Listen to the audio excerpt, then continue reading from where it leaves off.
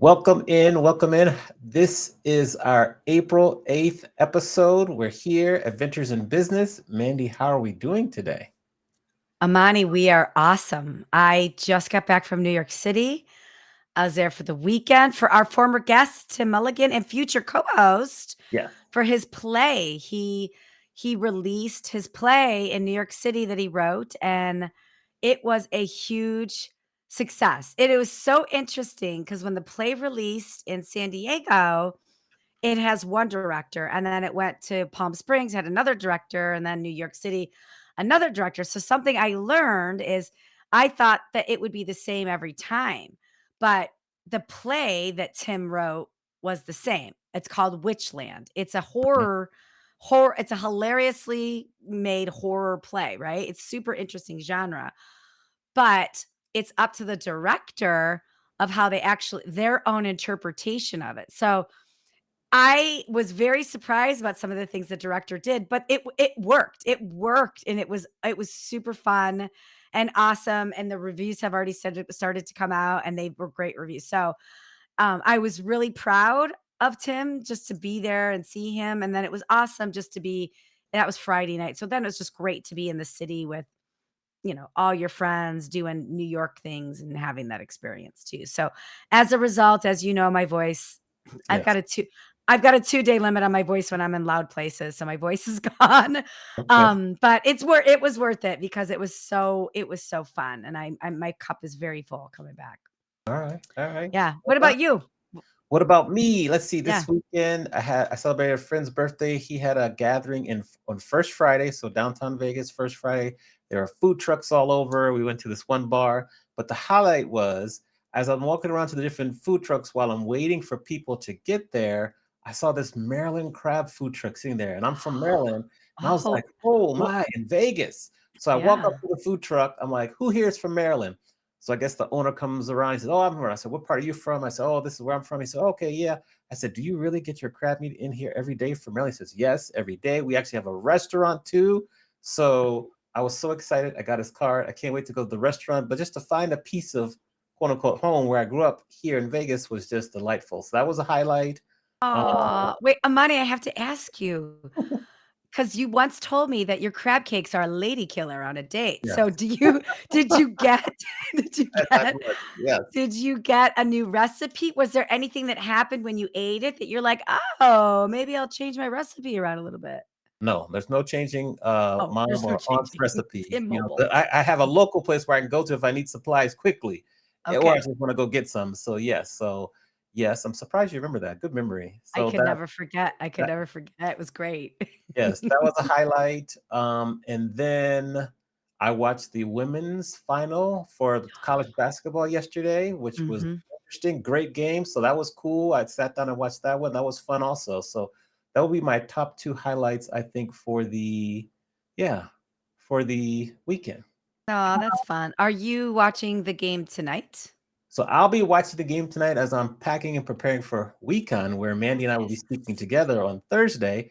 And I'll be watching also while I do my lessons plans for my classes that I'll be teaching all day tomorrow. So the answer, the short and long of it is yes. Yes, that will be the answer. Oh, and spring break was last week. It was. So it was It's good. over. You were so looking forward to it. It came and it went.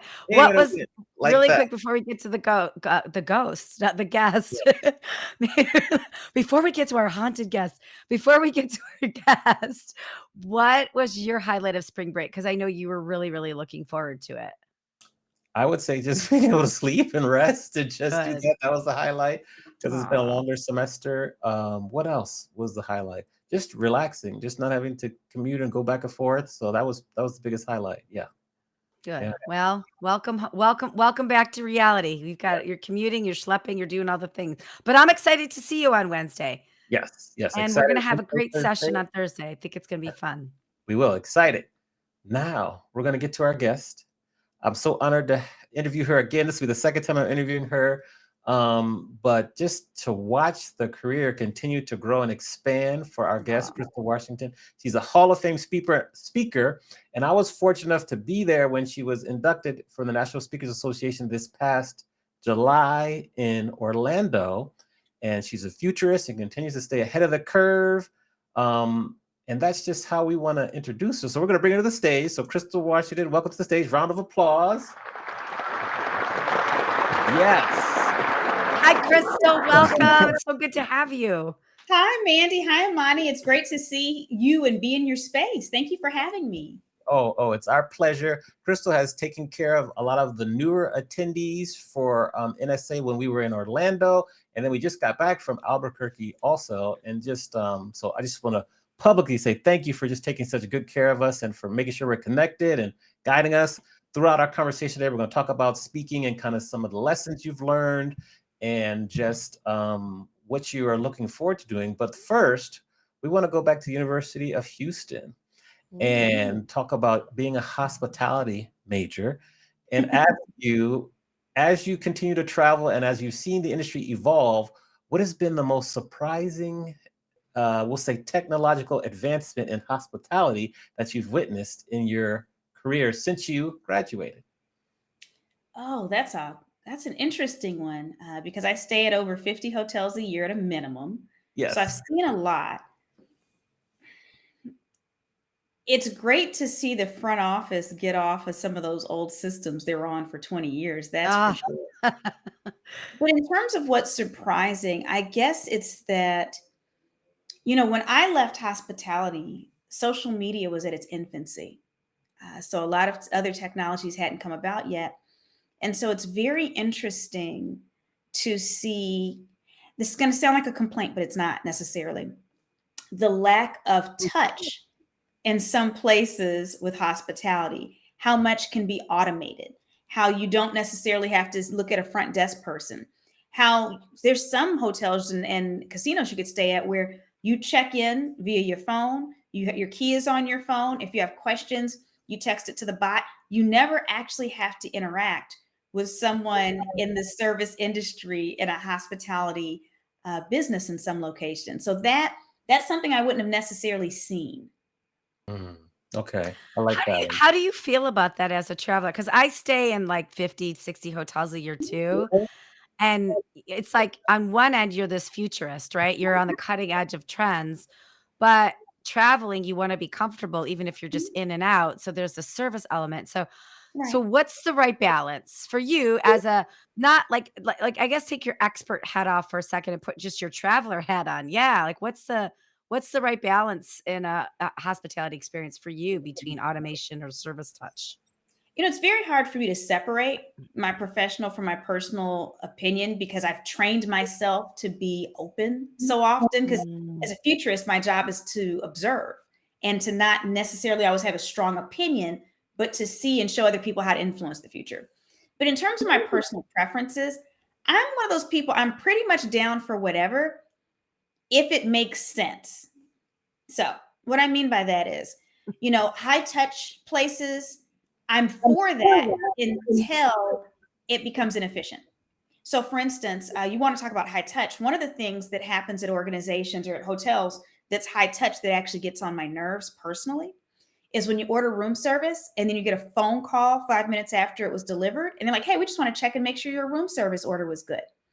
Now, the intention is wonderful. So I'm not complaining, but you've interrupted my meal now. I got up, I had to take because a lot of times I Mm. sit in bed, so I have to take the tray off.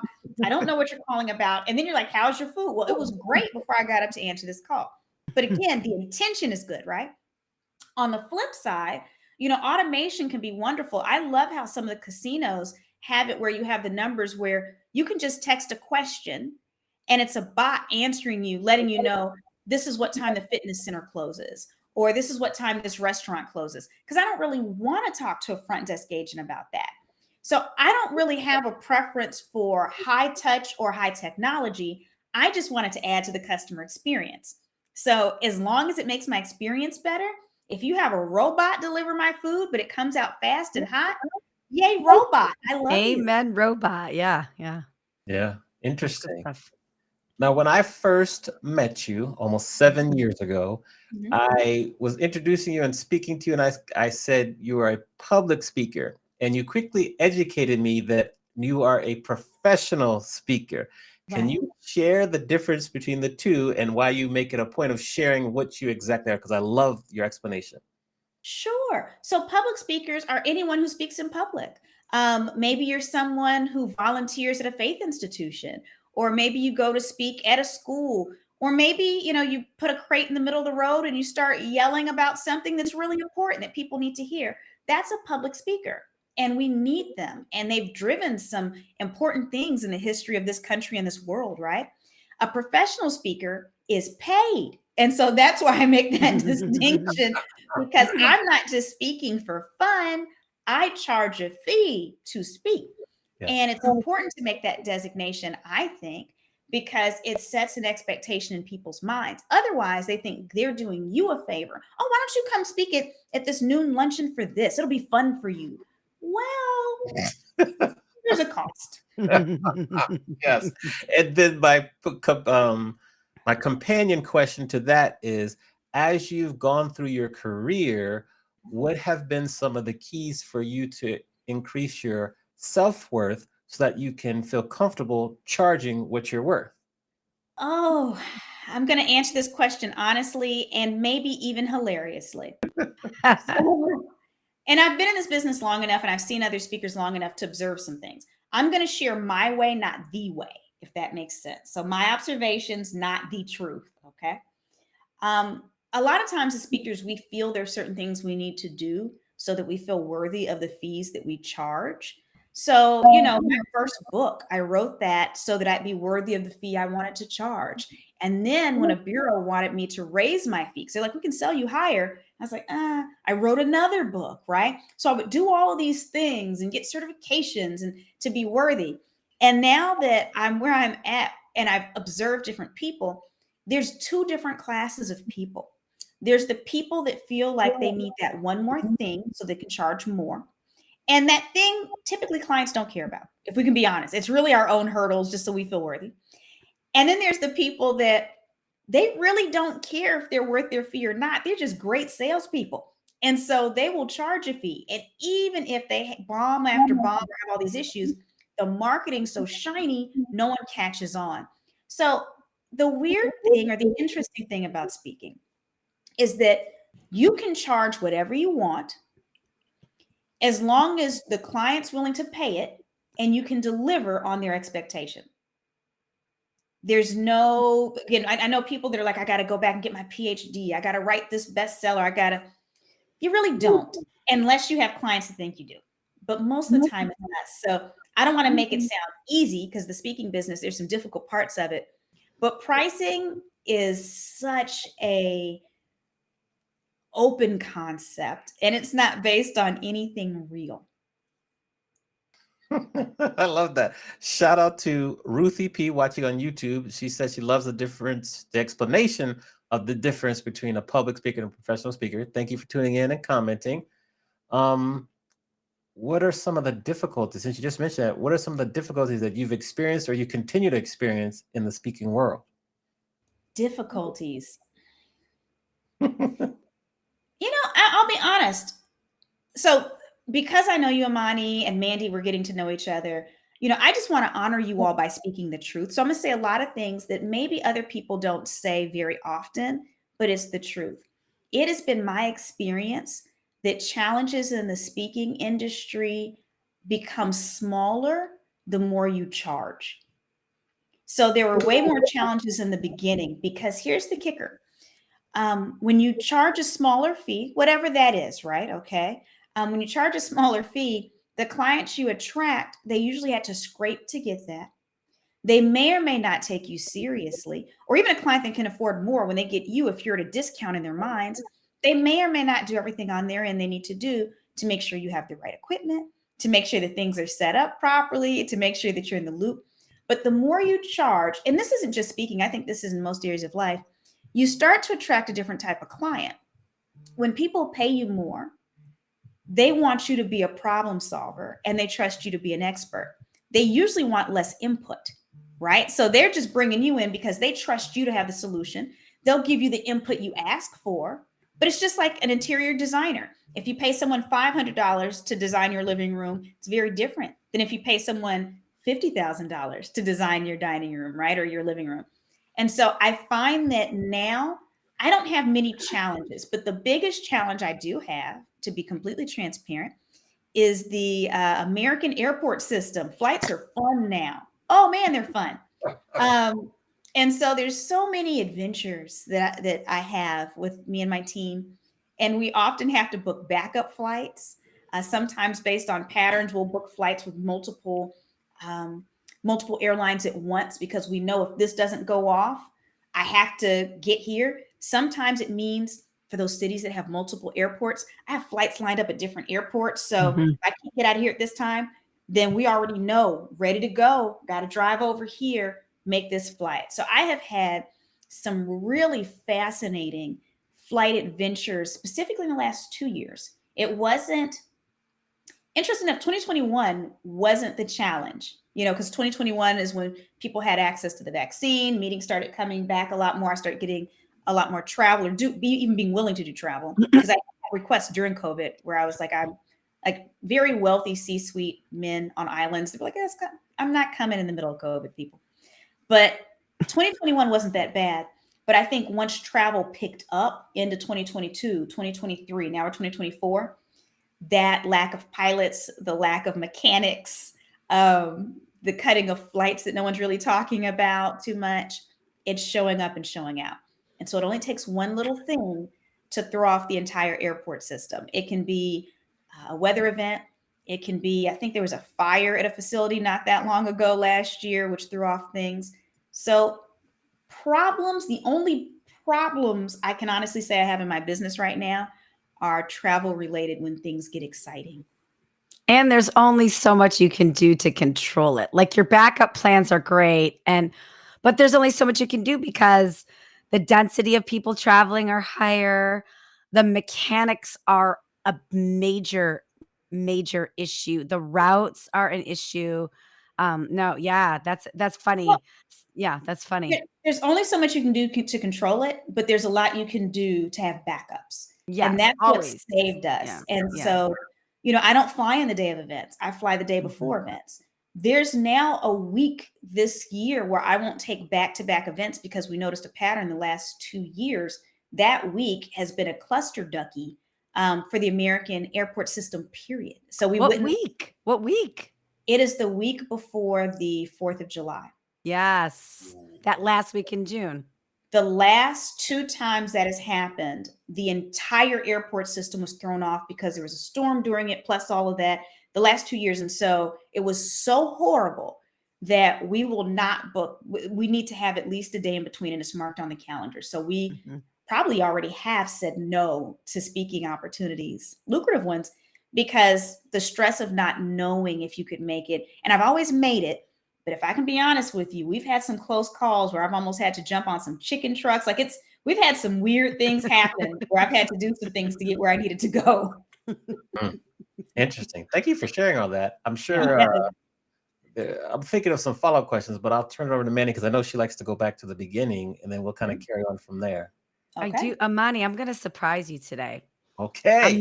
I'm not going back to the Wayback Machine yet, but Crystal, I wanna go to a glossary of terms with you Okay. because, I think some people know what this is, but some of our listeners, some of our watcher may not know. So there's 2 things I would love for you to define in your own terms. Okay. What is a futurist? So my first sentence in explaining what a futurist is that I'm not a psychic. Okay. Because people are like, it's like a psych. No, Yeah, it's not where's a your crystal psychic. ball? Yeah. It's like the difference between astronomy and astrology. Very different, very Mhm. different. A futurist is someone who's trained to look at something called signals. Signals are the beginning of trends. So before something's a trend, we've all seen signals. It's when you start to see things around you and you're like, I feel like this means something, but I don't know what it means. How interesting. And so we do this ourselves, or we're brought up within organizations and we teach them how to do it. So you're looking for signals and trends. And then you think about, is there a question this organization has? Is there something they're trying to future proof themselves against? So maybe there's a future we're expecting. Okay. And as a side note, which I go into presentations, humans are horrible at predicting the future. Most humans don't really conceptualize what the future is. What we plan for is the present with a few small tweaks. Okay. So that's not the future. But there's an expected future. And then there's 2 to 3 alternative futures that are highly plausible. And so we help organizations identify those other plausible futures and then take action against those so that they are already prepared with strategic plans or putting things into action so that if the expected future doesn't happen, they're still in a good position. So Shell Oil Company is the first corporation to hire an in-house futurist. We have nations that hire futurists. And again, we're not psychics, but we gather data and we help people use that data to influence the future. Love it. That is a perfect example. I love that. That defines it. Now, let's put it into practice cuz Mhm. you had mentioned before on a podcast I think that you were a guest on. You gave us great example of, looking at whatever it is, wherever it is you get your news, Mhm. looking at things that are in repetition and things like that. So can you just give a little micro example? If somebody it wants to be, and obviously they can't be a trained futurist, like they can someday, but if they just Yeah. want to put their futurist hat on for a day and they Mhm. want to figure out a little micro example of how they can do that, what would that be? So when we buy insurance, we're thinking like a futurist. Any form of insurance, because none of us plan on getting in a car accident. None of Mhm. us plan on our houses burning down or anything else, but we're preparing against alternative futures. But I'll give everybody a little exercise. This is something you can do right now, a little exercise. I love an So think, exercise. It's so great. let's make this personal because if we get into business, we're going to have to narrow this down a little bit and it'll be a little too complicated. Let's think about your personal life. Think about where you expect yourself to be in 5 years. That's your expected future. Okay. So not your dream future, but where you I think that's what 5 years from now is going to look like. All right. So now what you're going to do is you're going to think of 3 scenarios. And I'm the type of futurist that I am. I like for those to be negative scenarios. Okay. So maybe you get sick. Maybe there is a world, um, maybe there's something going on with the economy that's pretty horrible. Maybe there's another pandemic. And I know right now everybody's watching is like, oh my gosh, bummer. Why is she like this? Trust me. Just work with me here. I'm not a negative person, but this is one of the best futurist examples I can give you. So you come up with 3 scenarios that are probable. Doesn't mean you want them, but they could actually happen. So, like in Houston, I might plan for a hurricane, because we can get hurricanes. It's a thing. Mhm. Come up with your 3 scenarios and then write out like a few sentences. How would this affect you? How would this affect your life? How would this affect your job or your business or whatever? Look at the whole picture. And it's not going to feel good. Okay. So, this isn't a positive exercise, but it'll be positive in the end. And then for each of these scenarios, go through one at a time. Think about what are 3 things I can do right now that if that thing were to happen 5 years from now, I would be in the best possible position. So, for instance, in a hurricane, if your house is flooding, there's nothing you can do about that, right? But if you have flood insurance and if you have a plan with your family that if a cone of influence gets so close to you, you all depart or whatever, you can put yourself in the best position in that alternative future. So you come up with 3 action items for each one of those scenarios, which means you're going to have 9 action items total. 3 scenarios, 3 actions. Here's where the magic happens. For each of those scenarios, okay, that works for this one. Does this action item work for any of these other scenarios? Mm. Any action item that works for all 3 scenarios, do it now. And Mm. people will think, well, what if those things don't happen? Doesn't matter because there's other things that will happen that are unexpected. And if you have an action item that can protect you against multiple scenarios, it can protect you against even more scenarios. And so that is my suggestion. That's how you think like a futurist. Now, sometimes we think about the positive futures and how to pull things towards us, but that's a simple exercise anyone listening can do for their own lives. They can do it with their families, and it's going to help you make smart decisions now that are going to put you in a positive position later because the challenge is we live in a world, Amani and Mandy, where so many people talk about think positive, think positive. You got to think positive. The challenge is if we're so busy focusing on the positive, we're not seeing the monsters that are lurking in the negative or in the dark that are basically waiting to kick our teeth in, right? So we have to be willing to take a look and future proof ourselves. Doesn't mean we're being negative. It means that we're thinking ahead and we're creating contingency plans. I love that. So then I guess the next glossary question is what is future proofing? But you just explained it. So Yeah. future proofing is the act of taking action, doing the exercise, taking action for the potentials of the future. Yes. Yeah. Okay. That's Awesome. great. Thank That's you. great. That's great. Good explanation. Yeah, you just caused me to forget my question because I was so focused on the exercise here. But I'll think of it in a minute. While I'm thinking though, when you're I gotta know trends.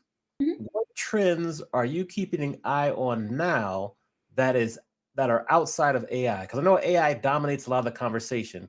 What else are you watching that's a trend that you're like, we need to keep a close eye on that? Well, there's quite a few actually, but I tend to look at the human element around technology as well. And so I'm observing attitudes towards technology. I'm observing how technology is influencing how people think and how people interact with each other. I'm observing, it seems like this very interesting generational difference in how we look at technology. And it's not simply people that aren't looking at this all the time might think, oh, younger people just like more technology. That's actually not what's happening here. So I'm noticing how some younger people are becoming a lot more, they're not Luddites. They can use the technology if they want it, but they're becoming much more apprehensive to use it. Mhm. And when they do use it, they're using it in very different ways. Unlike me, I'm a millennial. I'm an old millennial, but I'm a millennial. Unlike my generation, the next two generations, they're a little bit more averse and they don't want their own reality show via social media. And part of it's because when they were born, if you imagine, it's going to be a weird thing to ask you to imagine. If you imagine being born, you're slipping out of your mom's womb, and imagine the first thing you see is a camera phone in your face and someone's uploading you to YouTube. These kids have never had privacy, and so they crave it and demand it. And Mm. so that's changing the landscape of marketing. It's changing the landscape of social media, and it's even more extreme in some countries versus others. So I'm observing that the human cost of technology. Mm, interesting. We had a question from the chat. Ruthie wants to know, could a futurist be considered a forecaster because they use that term in corporate America? What's your response? Sort of. Do we forecast things? I guess to a certain extent, but most of us, the work that we do is a lot more collaborative. So that, for instance, if when I'm brought into organizations, I'm not presenting all the information.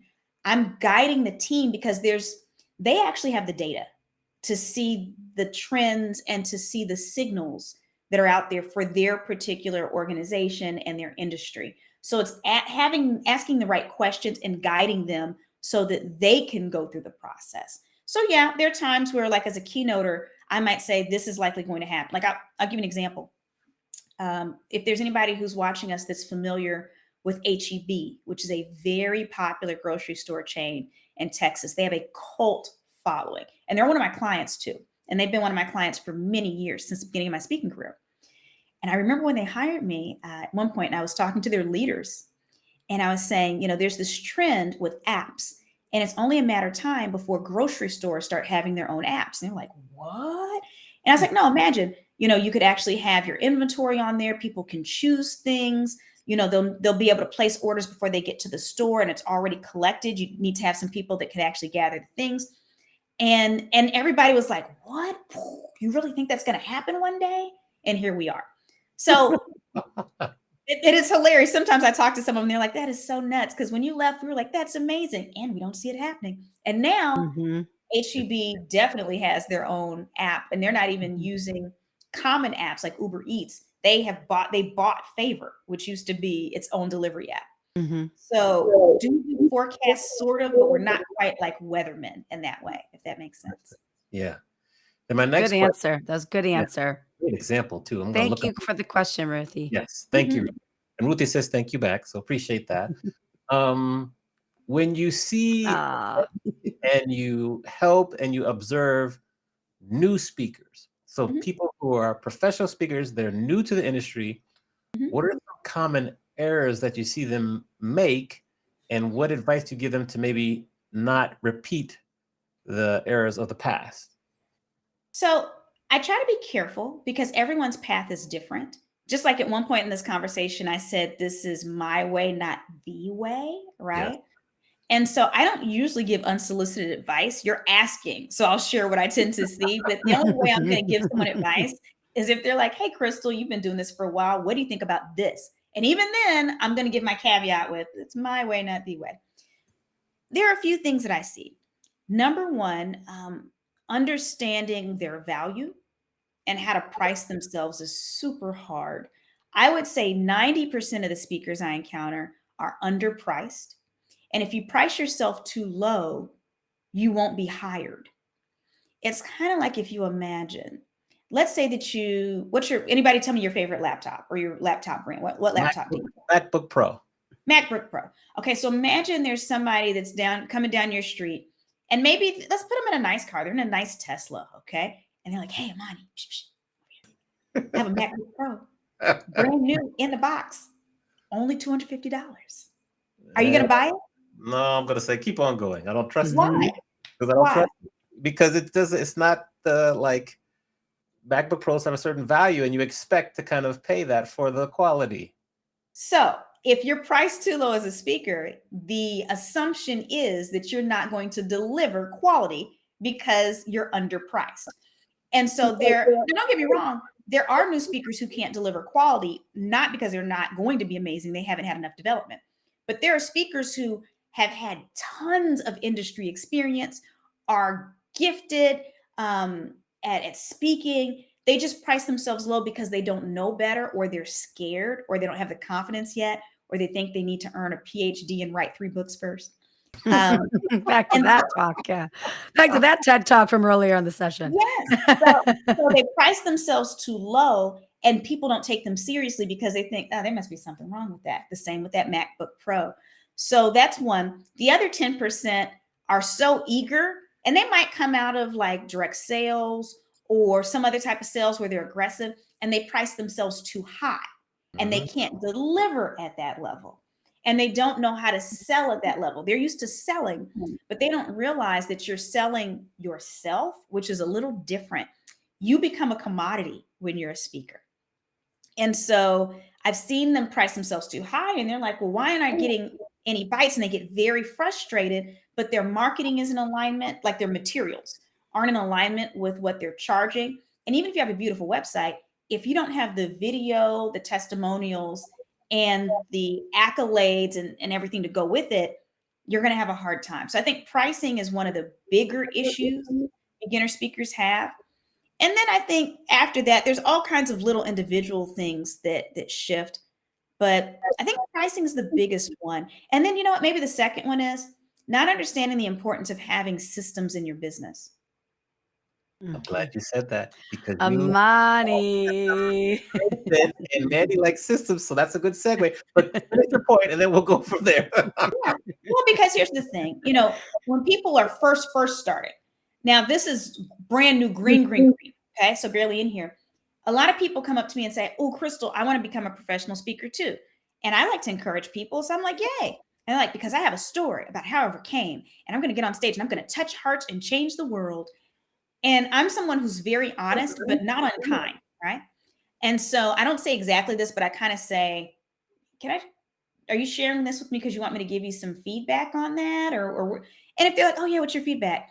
And my feedback is no one cares about your story unless it connects directly with their own story. So everyone's overcome something. There are people that have overcome triple cancer, and people that fell off mountains, and people that have been, squeezed to death by pythons and somehow made it over the Rainbow Bridge, got their dog, and came back alive with the dog, right? There's all these stories of overcoming. People don't need stories of overcoming unless you connect with some type of actions. And usually you have to have some type of real world experience to direct people, unless you're an entertainer. If you're an entertainer, if you can play a bunch of instruments, if you can do flips, if you can make yourself disappear, that's a different animal. But the other piece is people not understanding this is a business. It's not, we don't just get up on stage and influence people. Speaking makes up less than 5% of the time I spend in my business. And 5 would be generous. And so having the systems in place for billing to ensure that you're collecting information from your clients properly, that you have flight backups, that, Uncle Sam is not going to put you under the jail because you're not paying your taxes properly. There's a lot of moving pieces to have a successful speaking business. And in the very beginning, a lot of people not only don't know that, but the ones that get it, they plan on being a jack of all trades and trying to keep every nickel. So it's one of the things I've seen Amani and Mandy is, when people first start, they're like, oh, does somebody know a free PDF converter? Does someone know a free or low cost this? No.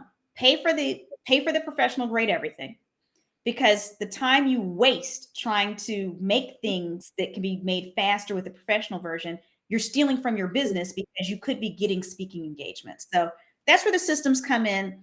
Understanding that it's a business is so key. And I would say at least 70 to 80% of the speakers that I see that don't ever make it, it's because they don't understand that it's a business. Okay, I want to hang here for a second because you are speaking my language. I'm like inside. Hallelujah, everything you're saying. I love a system. But you have said this before, and I would love for you to amplify it, is talk about those speakers that don't look at their business as a business because they're afraid to make the investment, the Mhm. time investment, the financial investment. At the beginning of the show offline, you talked about your social media person. On this show, you talked about your business manager. So can you share a little bit about like the value of those efficiencies of putting the money in for the admin stuff, the stuff that gives you the brain space to create a better speech, to put more energy into it? Can you just share that with everybody? Because you've said it before, and I just feel like the audience would really benefit from your opinion on that. It, in my experience, my way, not the way, right? But most ways in this one. So this is going to actually apply to, I'd say, 99% of people. Mhm. You want to invest in your business because it's a business, but it doesn't mean you have to invest out of alignment with where your business is. So I'm actually going to take this in two directions, because you have to be careful. There's a lot of people who their business model is to milk speakers. That's why when I meet people, I tell them join the National Speakers Association, because it's an association versus a guru class where there's one guru that's supposed to teach you everything. And then you keep paying this guru to be part of the inner circle. Why learn from one person where in any other industry, you join an association so that you get the various experience of multiple people? Now, I'm going to share, before I was a speaker, I had a marketing business. So I was in corporate America and hospitality. I quit to start a marketing business.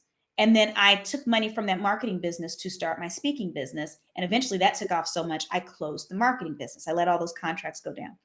I started that initial marketing business with $125. $125. I never put another nickel in that business other than reinvesting its own profits, and kept growing and kept growing. So my speaking business came from this original $125. I've never dug into anything else. I've never brought more, but as it grew, I would pay myself what was necessary for many years, longer than necessary. I would pay myself enough to pay the bills, right? Just enough. And then I keep reinvesting. I share that to say some speakers, it's a split. A portion of speakers come in and they're miserly and they're like, why am I not getting results? But they're trying to do everything in a cheap way and they look cheap. If you want someone to pay you $5,000 for a speaking engagement, but your website is a free website and people know that it's a free website, you are worth $0 because people assume you make $0. At the same time, I meet beginning speakers that they want shortcuts. And so they're like, I'm going to invest $30,000. I'm going to get the best demo video and the best website and the best this and the best that. But they haven't actually learned the business yet. And so they think they're paying their way into success, and they get super frustrated when they've spent all this money and they're not getting gigs. So there's something in between where you invest in the knowledge you need, and as you grow, you buy a little bit more resources. And as you learn and expand, get a few more clients, okay, I'm going to invest a little more. It's a business that requires time to grow. One of the most interesting lessons, my mentor who got me into this business told me in the beginning, after year 5, that's when you're really going to start to see a pickup, because so many people have seen you for years. They weren't in the right position to hire you. Some of those audience members aren't in the right position. Mhm. Your referrals pick up something magical about year 5. And me being the assertive and determined person I am is like, yeah, I hear you, but I'm going to go faster. Well, I did grow a speaking business at a pretty high rate compared to most people. But what happened after year 5? Magic. All these people started popping back up that had heard me before. And then year 7, I have people that call me now that were like, I heard you a decade ago, Crystal, and now I'm in this position at this company and I'm bringing you in. So Mm. you can't cheat time. You can't bribe time. You can't spend $30,000 and speed up the 5-year curve. So Mhm. there's a balance. You need to invest. But my advice is don't just come in there thinking, I'm going to put in all this money and after a year, I'm going to be cooking. I'm not saying that there's no speakers that have largely impressive businesses after a year or two. But if I were to guess, I would say that's less than 1%. Interesting. Yeah. Since you mentioned it, how has your membership, your participation in leadership with the National Speakers Association helped you personally and professionally? Huge, huge, huge, huge, huge, huge. The National Speakers Association. So my mentor, one of the other things she told me is if I was serious about my speaking career and I wanted her to be my mentor, she told me to join the Houston chapter of the National Speakers Association. And then after I went to 2 meetings, she said, okay, now I need you to join the national and go to the Mm. annual meeting. And I'm like, lady, you think I made out of money? But I did it because she was where I wanted to be. And it was the best investment I ever made because one, you have access to the information you need. And it's an association. So it's not like it's somebody that's like, I'm gonna give you a little bit and then reel you in so you'll pay me 10 times as much later. It's an association. So I learned from so many people in there. There's so many great resources. I built relationships. I learned things that helped me on the stage, even in some strange situations. I remember being on one webinar years ago where they were talking about what to do in case of emergency and things. And they were talking about whoever's on the stage, whoever has the microphone, is in charge of everybody in the room. I had no way of knowing 2 years later I'd be on the stage when a fire alarm went off, when there was a real fire behind, like literally the kitchen's behind the stage. I could smell it. And people are just kind of like, what do we do? And I'm the one with the mic. So I'm directing people out. I'm telling them how to get out there. I'm going up to people. Hey, leave that bag there. You go here. I ushered everybody, 300 people out of a room. When I got the testimonial back from the client, did they say my presentation was great? Yep. They mentioned the fact that when it was over, I even finished it up. But they were like, the way she took care of our people and ensured they were safe was so important. Mm. So I say all that to say I get a lot of knowledge base. But if I can be frank, I also get a lot of referral business. Today, I posted in the NSA members only group a speaking opportunity where the client I has a saw that. budget of Yeah. $10,000. I posted in there because it was somebody who was interested in me. I'm not a good fit. And so I'm always going to go back to my NSA family. But for all the referrals that I give, and I give tens of thousands of dollars every year in referrals to fellow speakers, I get that back and then some. So I can measure it financially. I can measure it in discounts and tools that I get as a part of being a member. I can definitely measure it in relationships and just wonderful people that have poured into me. And I can measure it in information. So it's the best investment I have ever made in my business, period. Love it. Great answer. We're to the point of the show now where we flip the script. So we'll let you ask both myself and Mandy a question. Any question you want, nothing is off limits. So who do you want to ask a question to first? I'll ask Amani a question. You ready? I'm ready. Brick, let's go. Yes. So you are a professional speaker, a podcaster, a DJ, amongst other things. Which is the most difficult and why? Hmm. I would say, I would say you didn't mention one, but I'll say being a professor is probably the most difficult Mm. because it's hardest, I think, to keep our younger generation's attention and Mhm. they're engaged over either an hour, 2 or 3 hour time period, and to do it consistently over 16 weeks. I find that is the most difficult out of the 3 or 4 that you mentioned. Makes sense. Yeah. Good question. No one's asked me that before. Mhm. Yeah, no one's asked that. Plus, he's coming out of spring break, Yes. going into curriculum. So it's fine. The pain point is real. Yes.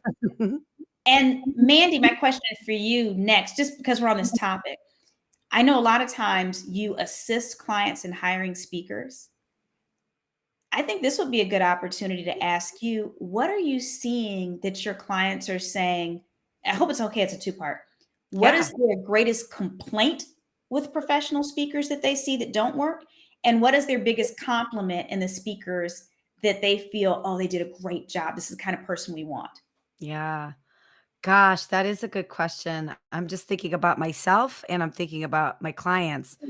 Um, I think I think the obvious answer, and it still is the answer of what's the compliment is when the attendees are walking away happy, when Mhm. the attendees are posting videos, they're posting pictures, they're hashtagging.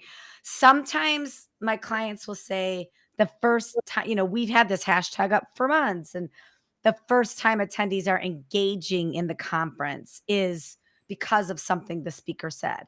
Not Mhm. that the speaker said, tag me, but like they said something that really resonated with the attendees. And that's just, we've really got to meet people where they're at. And right now they're on their phone. The power is in the pocket, right? So right now it's that social proof. If a speaker says something, drops a nugget that really resonates, Mhm. and you see people in the audience taking the picture, taking the video, tagging you, like that's where my clients are like, this is the first time they engaged. And the whole conference Mhm. was when so and so speaker said something. So I think that's a newer compliment prior to the whole social media thing. I think it was when the attendees went up to the organizer to say, wow, my aunt just passed away. And what Rias just said about asking deeper questions really meant something to me. So Mhm. I think that the social proof is a little bit different now than it was before, but it's all the same. It's all the engagement. Are you getting each other? Are you getting the audience to engage with each other? Are you getting the audience to engage with whatever that bigger mission is? If it's an internal meeting, are they engaging deeper with the company? If it's an external meeting, are they engaging deeper with each other? Are they engaging deeper in Mhm. the marketplace kind of thing? So I think that's the compliment. And I think the complaints vary. I think there are some speakers, and I know we all know them, who it doesn't matter how much they're getting paid. They're nervous Nellies, and their nervous Snelliness translates into just really being complicated to book and Mhm. complicated to deliver. And so, I know on my end as a speaker, I try and maybe it's because I've booked so many and I've dealt with so many. It's like I just try and be as simple as possible. Like I've got all my resources easy and Mhm. it's very easy to give away to the people. And I try and be quick about it. So I think my customers, a lot of them are like, God, the great speaker, but like everything leading up to it, like they were late to a call, they missed a call, they weren't Mhm. prepared on the call, just little things, and I Right. think it's just about being a professional, just be professional, tighten it up, and then you'll be great. But those are like the things, those are the little things that I would say I complain about, and I see customers complain about too with speakers. That's a great question. Yeah. Thank you. Yeah. Mhm. Phenomenal. Now, if we were to go back, I asked you this Mhm. question 7 years ago, but I think your answer might have changed now. Hmm. If we're going to go back and talk to Crystal when she is about to be a Houston Cougar alum, and we're going to base it on what you know now, what advice would you give your 21-year-old self as you're leaving college? Oh, you know what? I don't even know if I would have given myself advice.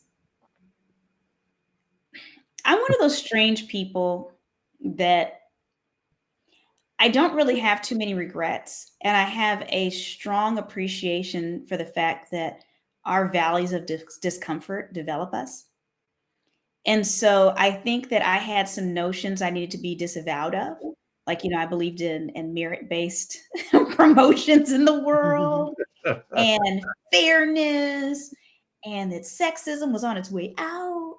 And I don't say that as a complaint about sexism, but I actually dealt with sexual harassment in one of my workplaces. Mm. Extreme, right? And racialized emails. I still have copies of some emails that if I were to show people, it would shock them to see what people were Ah, willing to write in print, right? And so, I think almost like a parent, you're tempted to say, well, just know everything will be okay. And the paths are I think I just needed some shock. I think I needed some things to hit me in the face. And then for me to say, oh, let me regroup. So, I don't know. Maybe the advice is you're going to go through some really uncomfortable things and it's going to help you. Just embrace it. No matter how nutty it seems, just embrace the discomfort and move according to how you feel your gut feels led to move based in that situation. So I wouldn't change any actions. The advice wouldn't have changed anything I did.